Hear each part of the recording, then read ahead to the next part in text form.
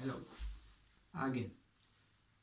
Well, right now I'm rocking a jacket because I'm having a really high fever, so that's great. It's getting very cold. Today I want to speak a little bit about anxiety on times of pandemic, meaning anxiety when you are trapped in your house, anxiety when you can't move or can't properly deal with what you're going through in a healthy manner. Being healthy meaning going for a walk, trying to do something creative, making noise, yelling, crying, or all those stuff that you want to do. You're anxious, but you cannot do because your family is around, your house is small, or else, Um, I mean, for me, the experience of having very high anxiety and during the pandemic is that I felt like I left so many things open and so many things undone that in the end it just became this kind of experience where I was trying to heal and trying to convert that anxiety onto something more useful and trying to deal with it through the phone and trying to deal with it through a computer, through games, through you know communication, but not specifically communication that you should do because like you to communicate with people in person. You want to be able to see their faces. You want to be able to see how they react, how they act, how what their answer will be. A text message always loses so many emotions that may like when you're speaking with someone in person, you just miss you're just missing like the looks, the smile, the emotion, the tone, the entire uh, face and the entirety of that person is missing. So you are trying to solve problems through a way that just makes them harder and honestly bigger at the same time. In this point, I wanted to talk about how I endangered many relationships through the pandemic through text messages. Why why did that happen to begin with? Is because when you again send a message and remove the tone, remove the emotion, remove everything from it, and it's just a text, and whatever the other person is feeling will transpose into the message that you're sending. So what they're receiving might might just feel like an attack and might just feel like something that you're saying is wrong. But in the end, when you meant something else, but like you cannot remove that sentiment of from them that they're feeling that you're attacking them, that you're saying something wrong. What can you do? What can I do? What can everyone do about that? I think I've mentioned this in a preview of my in the other videos, but what you can do is ask, send out messages, call, video chat each other. Why? Because this adds so much communication that you will just lose through a text message. Even when you're feeling ill, when you're feeling sad, when you're feeling like you cannot move anymore, that you cannot go out of your house, you need to be able to communicate. You need to be able to receive affection on a way that helps you. And a text message, even though powerful, the written word is the most powerful word that you can receive, but communicating goes way and beyond what a text message can do. So you're feeling anxious because you're having a fight, you're having a discussion, you're having something that's making you anxious. Calling, video chatting, just speaking with that someone and not through a message can help reduce the tension so much, can help you and the other person understand each other in a matter that it will not hurt. And if it does, you have the emotion, you can help them at that moment. because you are there, and that's important to know. Now, what did I do on my time when I was feeling anxious on the pandemic? Because there's a whole situation to it. But what did I do on that time? I try to communicate. Always the first thing that you need to do is try and communicate. Try and acknowledge that you're hurting, and trying to acknowledge that you need to heal and that you need to talk with that someone about what you need from them. The other person needs to be open to do that, obviously.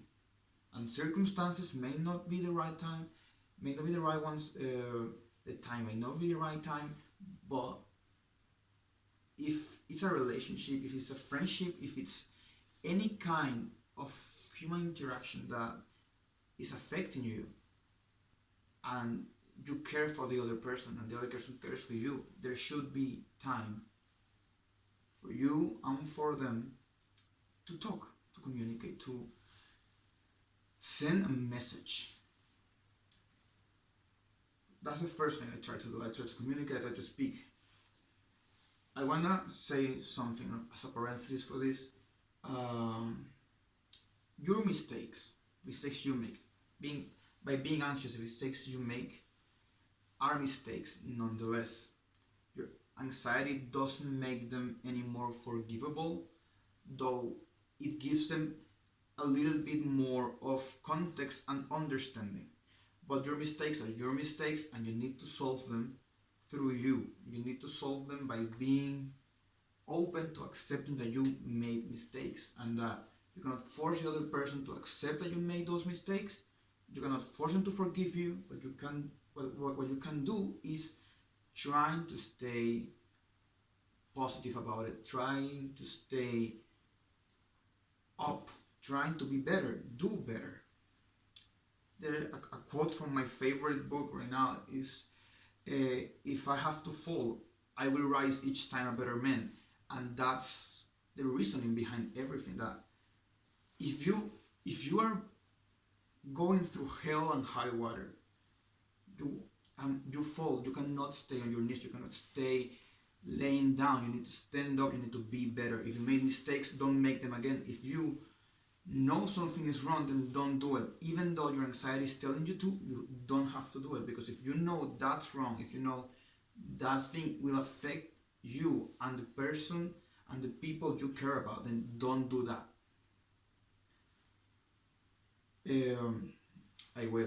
I went off the tracks, but anyway, what I do with my anxiety during the pandemic, again, I communicated. I try to communicate. I play a lot, a lot of video games. I even started like a small business. Uh, I wrote songs. I sang for hours.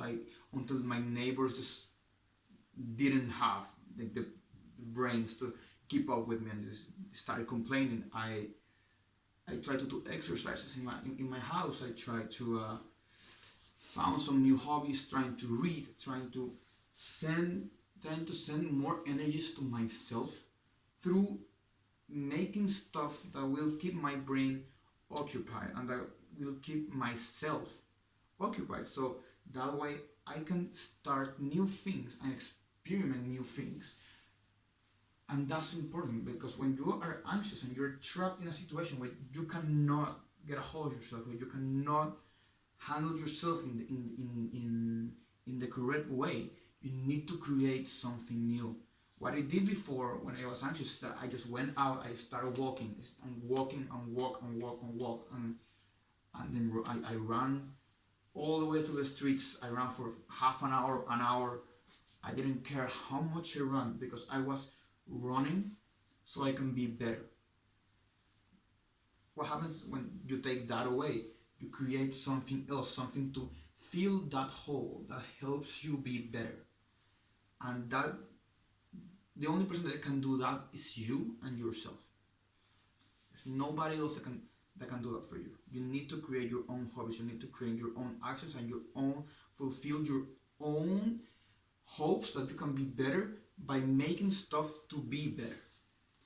And if you don't if you don't take that step forward, you won't know you're better, and you need to be better. Other small things, 10 minutes, great. Other small thing that you can actually do to help you through your hardships and to help you through that is, how to say it that way. It's not only creating new hobbies, it's eating well, um, taking care of yourself. Yeah, you can have a spa day in your house. Like, you can actually do that. You can make a mask and you stay there and lay down forever, or you can just make exercise, sleep your 8 hours, eat decently, have some trust that you can. Hey, I'm getting addicted to cookies. I won't eat cookies for a week or something, so I can just get away from that, and so I can feel better with myself, because believe it or not, your body tells you a lot. Like, your anxiety, if you have social anxiety, if you have panic attacks, you have anything, you and your body, like, are connected, obviously. But if you have, like, bad habits, if you don't feel good about yourself, if you feel like you're getting fatter, if you feel like you're getting skinnier, all of those things affect your anxiety. If you feel you're getting better, if you're getting buffer, if you are making an effort on yourself, your anxiety will be better. I won't saying it will be easy to make any of these things. I am not saying that if you make exercises for a week, your anxiety will be healed. No, but like, your anxiety will be diminished by a lot, because you're helping yourself, and helping yourself on the outside helps you get better on the inside. I know every psychiatrist, every psychologist says something like, along the lines of, take care of yourself, eat well, blah blah blah, and those are just words. Like, you cannot take action through the words of someone, even if you're trying. You need to take the actions for yourself, and if you understand that, the moment you start understanding that you and yourself is the only person in the world that can push you to make those stuff, then you'll understand why you need it, and then you start doing it, and you can start getting better. Even though, if that is, eating well, sleeping your 8 hours, making some exercises, taking care of your skin, making a skin routine, anything can help you be better, but you need to do it. Tranquilizing yourself, and just like getting on an hermetic cage with yourself won't help you. You need to go out. You need to be aware that you are taking care of yourself. And yeah, that's pretty much everything. Like, that's pretty much everything I did in the quarantine to make myself survive the quarantine. Even though, another video will go more in depth about what happens after the quarantine. Um, so I have to say, like, anxiety, when you're feeling trapped, it's just like adding bricks into a wall for yourself, and you're blocking yourself out. And what you need to do is, I'm not saying it's gonna be easy. I'm not saying being trapped or being in your house will make things easier. Definitely will not. And what I'm saying is that you'll have bad days, you'll have good days, you have medium days, you have days when you're feeling sad, when you're feeling happy, angry, ferocious. But what you need to understand is that time passes, and at some point you will be better if you take the steps to be better. And that's the hard part, because when you start running, you only stop when you get tired, or when you've won the race. So start running and don't stop, because the sooner you start, the sooner you'll be better, and the sooner that's over, the sooner you can start living instead of surviving. Well, that's pretty much it for this one. Thank you for watching.